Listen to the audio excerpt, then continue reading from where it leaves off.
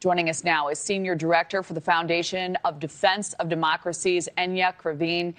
Enia, thank you very much for being with us this morning. So, awaiting the final remains of these deceased hostages, the Wall Street Journal has been reporting that Hamas has told mediators it doesn't know where all the bodies are, and that even Israel's intelligence services agree many will be hard to find. So now there's this international task force being set up to search for those remaining bodies.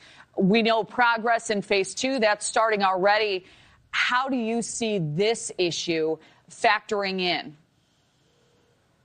Hi, Kelly. Thanks for having me. So we always knew that this stage of the negotiation was going to be tough because despite Israelis and its best hopes, there was known that there was going to be difficulties with returning the remains of the dead hostages. And even in the initial agreement that was negotiated by Donald Trump and both sides, by Hamas and the Israelis, there was some ambiguity with the dead hostages because they knew it was going to be difficult. However, it is so important for Israelis to retrieve their dead home and to bury them.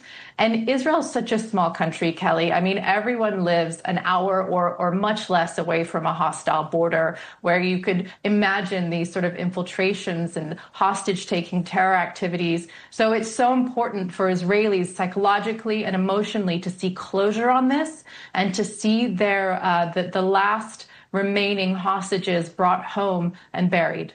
It is, and it's so critical to phase 1 that we're watching play out now. The timeline has been vague.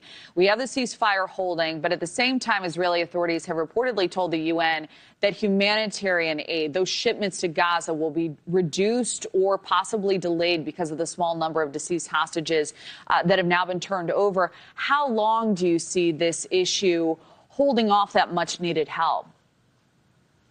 So I think that remains to be seen. Look, the UN has already said they have enough food for 3 months. So I don't think that we're facing any crisis anytime soon. And there is aid going in, albeit less than was hoped for, had Hamas been able to return all of the hostages as they agreed to. So I've read reports that Hamas says they need heavy equipment in order to find the remains of hostages, which could potentially be buried under rubble. I'm sure that equipment will be forthcoming. Ultimately, I believe that Netanyahu's government is ready to end this conflict.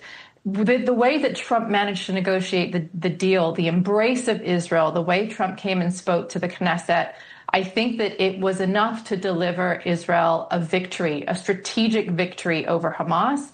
And I think that Israel wants to end it, and it certainly wants its hostages back. So my hope, Kelly, is that they are able to bring them back. They are able to move into the next phases of this agreement. But they must find those bodies, or at least make a good faith effort and convince the Israelis that they've done everything they can. Well, Enia Krivine, wonderful to have you. Thank you very much for your take this morning. We appreciate it. Thank you.